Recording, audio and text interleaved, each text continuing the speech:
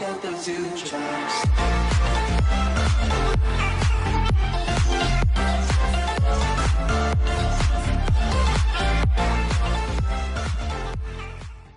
안녕하십니까, 이성훈TV의 이성훈입니다.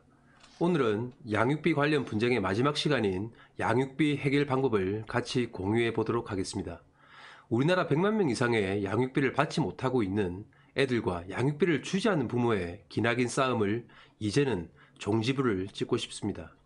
양육비를 주지 않는 부모는 어디서 잘 먹고 잘 사는지 몰라도 지금까지 제가 봐왔던 양육비를 받지 못하는 애들과 애들을 키우고 있는 많은 부모님들은 정말 힘든 생활과 고단한 세상에 부딪히고 깨지면서 살아가는 걸 정말 많이 봤습니다. 양육비를 받지 못하는 부모들은 일을 하랴, 애들을 보랴, 그리고 집안일까지 많은 일들을 하면서 수많은 스트레스를 받고 있죠. 그리고 생활고에 시달리며 애들과 부둥켜 안고 우는 사람들이 우리 주변에 얼마나 많은지 알고 계십니까? 능력 있는 부모를 만나서 이혼을 해도 애들이 돈 걱정 없이 사는 사람이 과연 우리나라에 얼마나 되겠습니까? 밝고 해맑게 친구들과 놀며 커야 될 우리 애들이 집안의 형편을 걱정하고 다가올 궁핍한 삶에 대한 불안을 느끼면서 살아가는 이 현실이 말이 된다고 생각을 하십니까? 우리나라가 세계에서 안 좋은 일들이 일어나는 최상위 국가인 걸 잘 알고 계실 겁니다. 혼인이 감소하고 출산율이 낮아지고 자살률과 사기를 당하는 일들이 세계 1등입니다. 그리고 노후가 준비 안 된 엄청난 노인 빈곤율 등 이제는 이 모든 불안으로 인해서 인구가 급격하게 감소하는 시점이 다가온 겁니다. 저는 이 모든 일들이 가정에서부터 시작이라고 생각을 합니다. 가정에서 부모가 책임을 다해서 애들을 보살피는 것부터 이 모든 세상의 일들이 시작이 된다고 생각을 합니다. 그중 제일 중요한 부분이 양육과 양육비라고 생각을 합니다. 하지만 할 수 없는 많은 피해자들이 발생하는 부분이 있기 때문에 이제는 다시는 이런 일들이 발생되지 않고 더 이상 무책임한 부모들이 없어지게 하기 위해서는 정부와 기업 그리고 개인들이 다 같이 노력해야 된다고 생각을 합니다. 그래야 우리 애들과 이 사회가 밝은 미래를 맞이할 수 있을 겁니다. 그 첫 번째가 국회와 정부의 노력입니다. 정말 이 부분을 말씀드리면 정말 속상합니다. 양육비를 받지 못하고 있는 그 많은 부모들이 국회 앞에서 이런 시위를 하고 또 여자분들이 삭발까지 하면서 그렇게 힘든 상황을 몇 년째 전달하고 탄원까지 하고 있는데 왜 국회는 가만히 있는 겁니까? 정말 현실적으로 지금 이 난국을 타결하기 위해서는 국회에서 다음과 같은 관련 법안들을 상정하고 입법을 해야 된다고 생각을 합니다. 그 첫 번째가 압류금지채권, 즉 최저생계비로 제한되어 있는 185만원 한도를 해제해야 됩니다.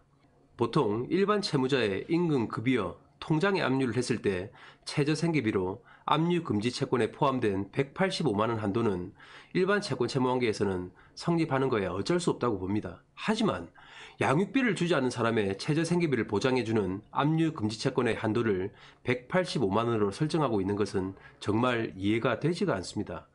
우리나라에 100만 명이 넘는 애들이 양육비를 받지 못해서 생활 형편이나 환경이 좋지 못하고 힘들게 살아가고 있습니다.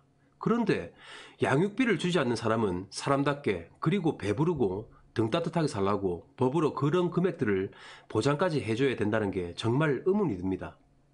정말 애들을 버리고 그리고 양육비를 단 한 푼도 주지 않는 부모의 돈은 애들을 위해서라도 정부 가져올 수 있는 강력한 법을 만들어야 앞으로 우리 사회에서 이런 일들이 점점 줄어들 것이라고 판단이 됩니다. 두 번째는 운전면허를 정지하는 겁니다. 이미 선진국 여러 나라에서는 양육비를 주지 않는 부모에 대해서 운전면허를 정지시키고 있습니다. 제가 직접 양육비를 받는 추심 실무를 진행해봐도 정말 나쁜 부모들이 많습니다. 양육비를 몇 푼 주지 않으려고 다른 사람 명의로 사업을 하고 또 장사를 하고 또 비정규직이나 위촉계약직, 전문직 같은 경우는 급여를 낮게 측정해서 압류나 집행이 못 들어오도록 만들어 놓는 경우가 정말 많습니다. 일하고 돈을 벌고 잘 먹고 잘 사는 게 뻔히 눈에 보이는데 양육비 몇십만 원을 안 뺏기려고 온갖 수단과 편법을 이용해서 다 빼돌려 놓고 나는 가진 게 없다고 자랑스럽게 얘기하는 인간들을 보면 그냥 왜 사는지 싶습니다. 그렇기 때문에 자신은 아무 일도 하지 않고 가진 것도 없고 앞으로도 일할 마음이 없다고 하니까 그럼 운전면허를 정지시켜도 상관없지 않겠습니까? 저런 사람들은 운전면허를 정지시키면 어떤 일이든 무슨 활동이든 해야 되니까 몇 달 못 견디고 분명 합의를 하자고, 그리고 양육비를 주겠다고 분명히 할 겁니다. 그리고 세 번째는 대지급제 운영과 여성가족부 예산 편성입니다. 대지급제라는 것은 양육비를 받지 못해서 힘든 생활과 환경에 놓여 있는 애들과 부모님들에게 매달 국가가 양육비를 대신 지급해주고 양육비를 주지 않는 부모에게 추심을 하여 받는 제도입니다. 선진국 중에 독일이나 북유럽 국가들이 이 제도를 운영을 하고 있고 앞으로 점차 확대될 것이라고 봅니다. 이런 분들도 계실 겁니다. 국민들 중에 왜 내가 낸 세금으로 다른 집 애들 양육비까지 줘야 되냐며 불만을 가질 수도 있을 겁니다. 그런데 국민들이 추가로 세금을 더 내지 않아도 우리가 낸 세금이 사용되고 집행되는 부분에서 조금만 관심을 가지고 관련 부처에서 편성만 잘해줘도 충분히 해결될 수 있다고 봅니다.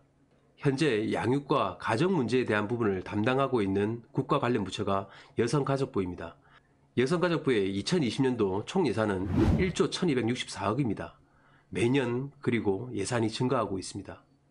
그런데 한부모 가정 양육비 지원 비율이 여성가족부 총 예산의 0.4%입니다. 저의 극히 개인적이고 주관적인 부분이지만 진짜 너무하다고 생각합니다. 여성가족부 예산 편성과 사용 내용을 보면 다문화 가정 지원, 여성 인권 보호, 출산 장려, 청소년 지원 등 많은 지출 내역들이 있습니다. 그런데 한번 돌려서 생각해보고 꼼꼼히 따져보십시오.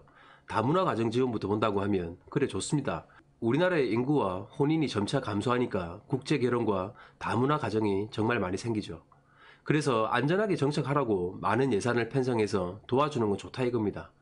그런데 왜 혼인이 감소하고 왜 출산율이 감소를 할까요? 저는 그 첫 시작이 가정에 있다고 생각을 합니다. 100만 명이 넘는 애들과 부모님들이 양육비를 받지 못하고 힘들게 사는 사각지대에 놓여 있습니다. 그리고 어떤 누구도 관심을 가져주지 않고 국가에서 수수방관하고 있는데 어떻게 무서워서 혼인을 하겠습니까? 또 자신의 한평생이 지옥이 될지도 모르는데 어떻게 마음 놓고 출산을 하겠습니까? 그리고 그걸 보고 자란 우리 애들이 나중에 커서 결혼을 하고 싶다는 생각을 정말 하겠습니까? 다문화 가정 다 좋습니다. 그렇지만 조금만 예산을 떼서 우리나라 애들부터 좀 챙깁시다. 예산 편성 0.4%가 뭡니까 도대체? 그리고 여성가족부에서 출산을 장려한다고 수많은 예산을 편성을 하고 있는데 출산을 하라고 독려하고 장려는 이제 그만 좀 하시고 지금 있는 애들이나 좀 챙깁시다.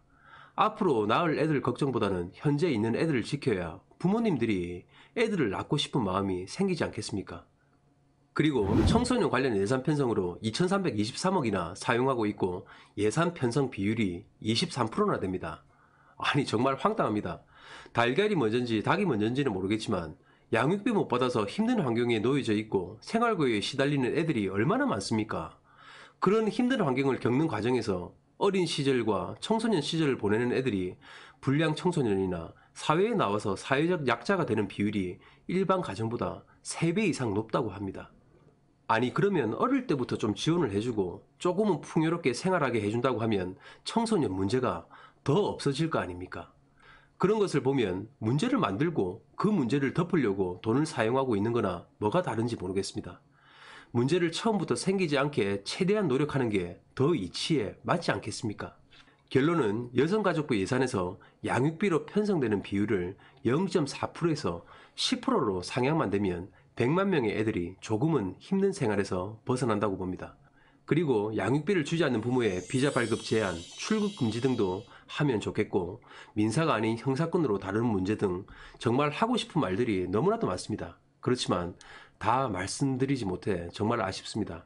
정말 정부의 노력을 다시 한번 촉구드립니다. 그리고 여러분들도 관심을 가져주셔야 정부의 예산 편성이 바르게 될 것이고 양육비를 받지 못해서 힘들게 커가는 우리 주변의 애들이 점차 줄어들어서 우리 모든 사람들과 함께 밝은 세상으로 걸어갔으면 합니다.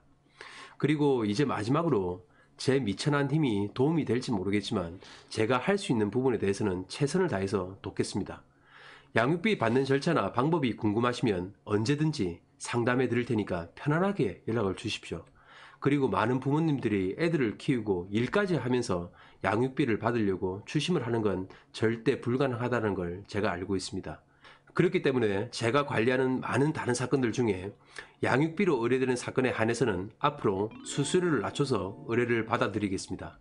양육비 때문에 할 수 없이 부모님들은 일을 해야 되고 애들은 부모님들이 오기를 기다리면서 집에서 애들끼리 많은 사고들이 요즘도 많이 일어납니다. 살아가면서 정말 많은 힘든 시간과 힘든 일들이 많겠지만 서로 같이 머리를 맞대고 얘기하다 보면 분명 해결 방법이 있을 거고 지금보다 더 나은 세상이 올 거라고 저는 확신을 합니다. 그렇기 때문에 제가 할 수 있는 일들에 대해서는 최대한 도움을 드리도록 하겠습니다. 더 많은 얘기들이 있겠지만 오늘은 여기까지 하겠습니다. 정말 궁금하신 어떤 사안이 있으면 무엇이든 어떤 일이든 연락을 주십시오. 전부 무료로 상담을 해드리겠습니다.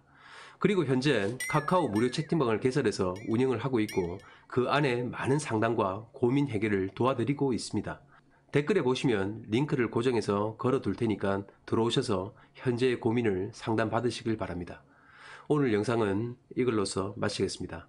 여러분의 좋아요와 구독이 정말 저에게 큰 힘이 됩니다. 아직도 구독을 하지 않은 분이 있으면 꼭 구독을 부탁드리겠습니다. 앞으로도 좋은 영상으로 찾아뵙도록 하겠습니다. 이상으로 이성훈TV의 이성훈이었습니다. 감사합니다.